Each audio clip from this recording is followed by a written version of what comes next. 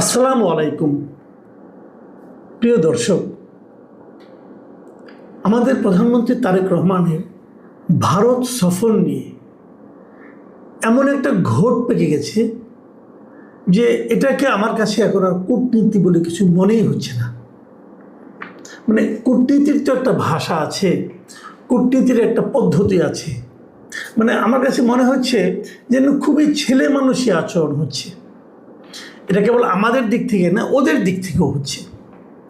মানে আমার কাছে মনে হচ্ছে যেন কোনো কোঅর্ডিনেশন বলতে যা বোঝায় যে মানে আপনার একের সঙ্গে অন্যের যে বোঝাপড়া, এরকম বোধ করি কিছুই নেই।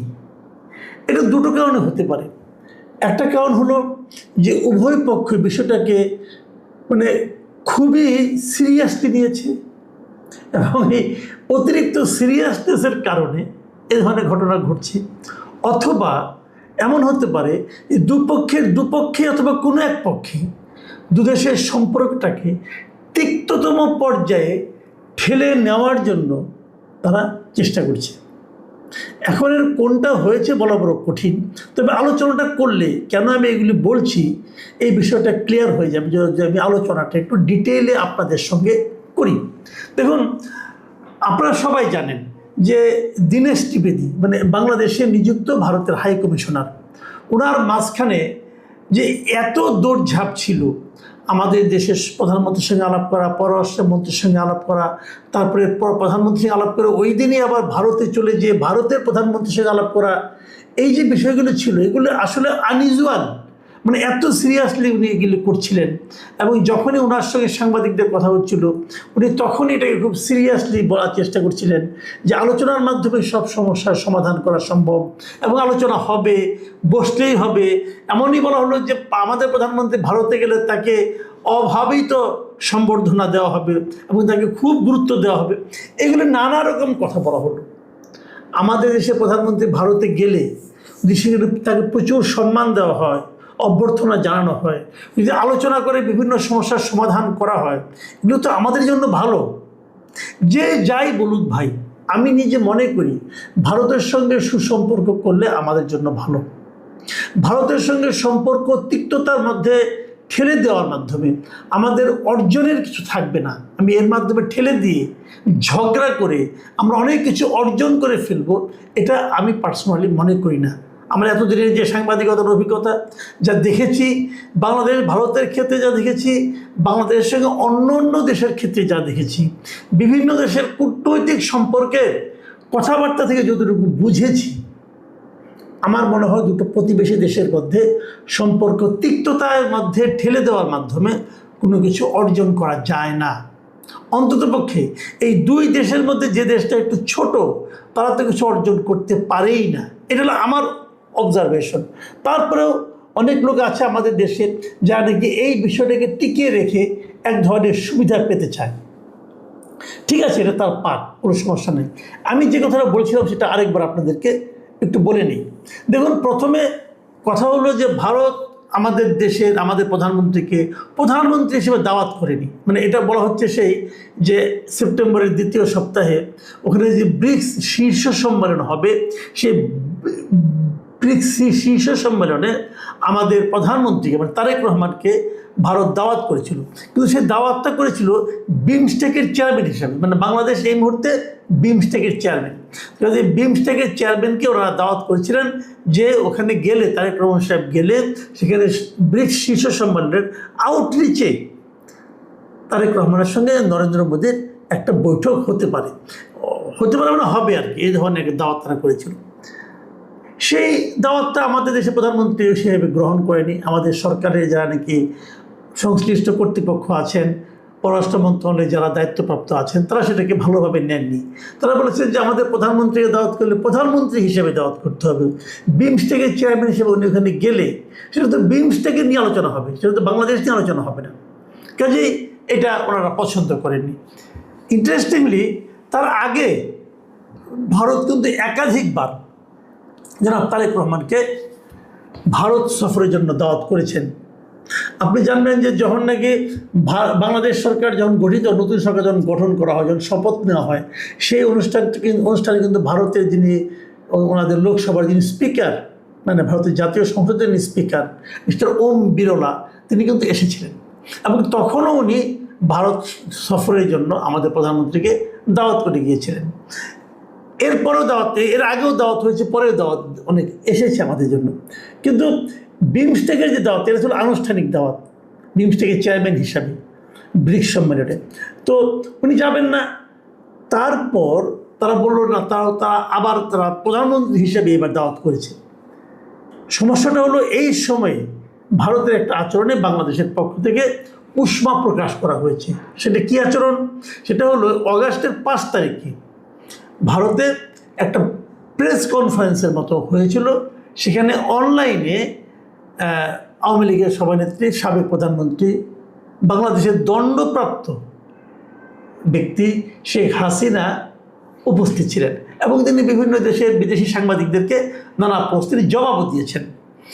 এই অনুষ্ঠানটা না করার জন্য, হতে না দেওয়ার জন্য বাংলাদেশের পক্ষ থেকে ভারতকে রিকোয়েস্ট করা হয়েছিল। ভারত বলেছে যে এটা তো আমরা আয়োজন করিনি, এটা একটা বেসরকারি প্রতিষ্ঠান আয়োজন করেছে, কাজে এটা হয়ে গেছে। কিন্তু ভারত ওই অনুষ্ঠানে শেখ হাসিনা কিংবা অন্যান্যরা যা যা বলেছেন তার পুরোটার সঙ্গেই ভারত সরকারিভাবে একমত নয়। মানে ভারত ওদের সেই বক্তব্যগুলিকে এন্ডোর্স করছে না, অনুমোদন করছে না। এটা ভারতের পক্ষ হতে বলা হয়েছে। এটাও কিন্তু একটা বড় ইন্ডিকেশন যে প্রথমবারের মতো ভারত বলল যে শেখ হাসিনার বক্তব্যকে তারা অনুমোদন করছে না। কিন্তু তাতে কাজ হয়নি। যখন ভারতের পক্ষ থেকে আমাদের প্রধানমন্ত্রীকে আনুষ্ঠানিকভাবে দাওয়াত দেওয়া হলো, আমাদের পক্ষ থেকে বলা হলো যে বাংলাদেশ মনে করছে যে একটা পূর্ব শর্ত হিসেবে তারা দিল যে ওখানে যে শেখ হাসিনা আছেন তাকে যদি আমাদের এখানে ফেরত পাঠানো না হয়, অথবা আমাদের শরীফ ওসমান হাদিকে যারা হত্যা করেছে সেই সন্দেহভাজন ব্যক্তি যারা ভারতে গ্রেপ্তার হয়েছে, যে তাদেরকে আমাদের দেশে ফেরত পাঠানো না হয়, তাহলে বাংলাদেশ মনে করবে যে ভারতের সঙ্গে আমাদের অনুকূল, মানে সফর করার মতো অনুকূল পরিবেশ তৈরি হয়নি। এবং সে কারণে ওই ব্যাপারে কোনো সিদ্ধান্ত না আসা পর্যন্ত আমাদের প্রধানমন্ত্রী ভারতে যাবেন না। এখন এই যে কথাগুলি বলা হচ্ছে, এই কথা বলার পর কিন্তু আমরা ধরেই নিয়েছিলাম যে আসলে আর এই সফরে কোনো ভবিষ্যৎ নেই। আমরা যে যাই বলি না কেন, নেই, এটা আমরা ধরে নিয়েছিলাম। কিন্তু এর মধ্যে যে ঘটনাটা ঘটলো সেটা হলো যে হঠাৎ করে গত শুক্রবার একটা ঘটনা হলো। শুক্রবার বেলা 2টার দিকে ভারতের রাষ্ট্রপতি ভবন থেকে একটা ঘোষণা আসে, এবং তার ভিত্তিতে প্রেস ইনফরমেশন ব্যুরো, পিআইবি, ভারতের একটা সমাজ সংস্থা, ওরা একটা বিজ্ঞপ্তিও প্রকাশ করে। সেখানে ভারতের ডেপুটি প্রেস সেক্রেটারি নাভিকা গুপ্ত তিনি মানে শুক্রবার দিন বেলা 2:13 একটা প্রেস বিজ্ঞপ্তি দিয়ে জানান যে শনিবার রাষ্ট্রপতি ভবনে চেঞ্জ অফ গার্ড অনুষ্ঠান হবে না। এই চেঞ্জ অফ গার্ডটাকে আপনি একটু পরে আমি বলতেছি, এবং সেটার কারণ হিসেবে বলা হচ্ছে কেন হবে না, যে বাংলাদেশের প্রধানমন্ত্রীকে আনুষ্ঠানিক সংবর্ধনা জানানোর জন্য ওই সময় পূর্ণ রিহার্সাল হবে, এটা তারা জানাইছিল। এখন চেঞ্জ অফ গার্ড হলো কি আমি বলি, প্রতি শনিবার ভারতের রাষ্ট্রপতি ভবনে যারা মানে ওখানে যারা নাকি আপনার রাষ্ট্রপতিকে নিরাপত্তা দেয়, ওখানে যারা নিরাপত্তা জন্য যারা দায়িত্বরত থাকে তাদের পরিবর্তন হয়, মানে এক সপ্তাহ পরপর পরিবর্তন হয়। এই সপ্তাহে যারা ছিল, নতুন সপ্তাহে আবার অন্যরা আসে। এই যে নতুন একটা আসে, একদল যায় একদল আসে, এই উপলক্ষে ওখানে একটা অনুষ্ঠান হয়, বেশ জাঁকজমকপূর্ণ অনুষ্ঠান, ঘোড়সোয়া নিয়ে বেশ মানে খুবই একটা দেখার মতো একটা অনুষ্ঠান হয়, প্রতি শনিবারে হয় সেটা। এবং সেই অনুষ্ঠানে অনেক লোক যায়, দর্শনার্থীও থাকে, টিকিট কেটে তারা যায়, সাধারণ মানুষ তারা টিকিট কেটে সে অনুষ্ঠানটা, চেঞ্জ অফ গার্ড অনুষ্ঠানটা দেখার জন্য সেখানে যেতে পারে। তো এই শনিবারে সেটা হবে না। কারণ হলো যে যেহেতু বাংলাদেশের প্রধানমন্ত্রী যাবেন এবং ওনাকে যে সম্বর্ধনাটা দেওয়া হবে, সেই সম্বর্ধনার মহড়া শনিবার দিন হবে, এবং যেহেতু মহড়াটা হবে অতএব ওই দিন আর চেঞ্জ অফ গার্ড অনুষ্ঠানটা হবে না। এটা কিন্তু তারা বিজ্ঞপ্তি দেয়, এবং এই বিজ্ঞপ্তি দেওয়ার কিছুক্ষণের মধ্যে এটা নিয়ে বেশ কথাবার্তা শুরু হয়ে যায়।